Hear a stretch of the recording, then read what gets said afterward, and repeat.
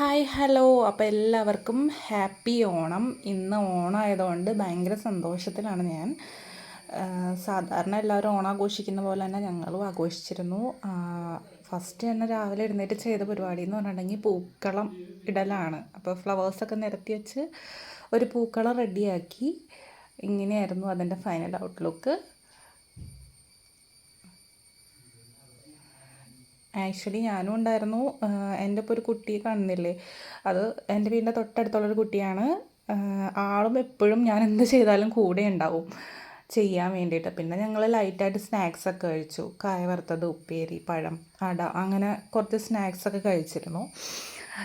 പിന്നെ ഓണം സെലിബ്രേറ്റ് ചെയ്ത ഓരോരോ ഫോട്ടോസാണ് കാണുന്നത്. ഇത് ഓണസദ്യ. ഞങ്ങളും ഞങ്ങളുടേതായ ഒരു കുഞ്ഞി സദ്യ റെഡിയാക്കി വിത്ത് പായസം. അപ്പം അതിൻ്റെ വീഡിയോസാണ് ഈ കാണുന്നത്.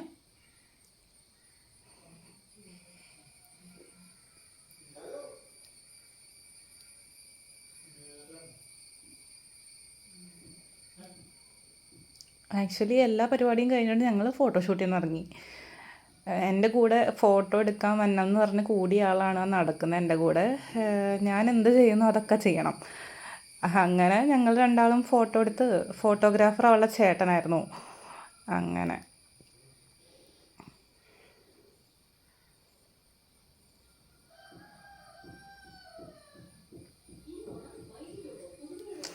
അങ്ങനെ ഈ പ്രാവശ്യത്തെ ഓണം പാരൻസിൻ്റെ ഒപ്പം അടിപൊളിയായിട്ട് ആഘോഷിച്ചു.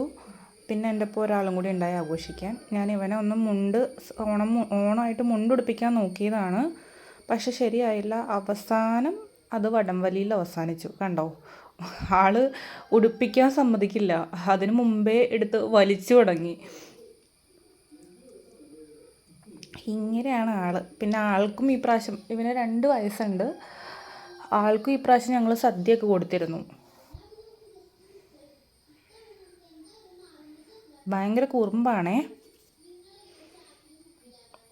ഞാൻ ആ ഫോട്ടോയും കൂടി ഇൻക്ലൂഡ് ചെയ്തിട്ടുണ്ട് സദ്യ കൊടുക്കുന്നത്. കഴിച്ചു. ഞങ്ങൾ ആദ്യം വിചാരിച്ചു കഴിക്കില്ല എന്നാണ് വിചാരിച്ചത്, പക്ഷെ കഴിച്ചു ആള്. ലാസ്റ്റ് പായസവും അതും കൊടുത്തിട്ടുണ്ടായിരുന്നു ആൾക്ക്. പക്ഷെ അച്ചാർ മാത്രം പുള്ളിക്ക് ഇഷ്ടപ്പെട്ടില്ല. ഇഷ്ടപ്പെടാത്ത കാര്യങ്ങൾ അങ്ങ് മാറ്റി വയ്ക്കും.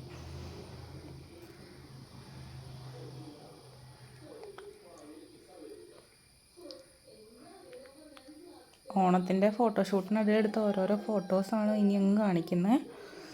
അപ്പോൾ എല്ലാവർക്കും ഹാപ്പി ഓണം.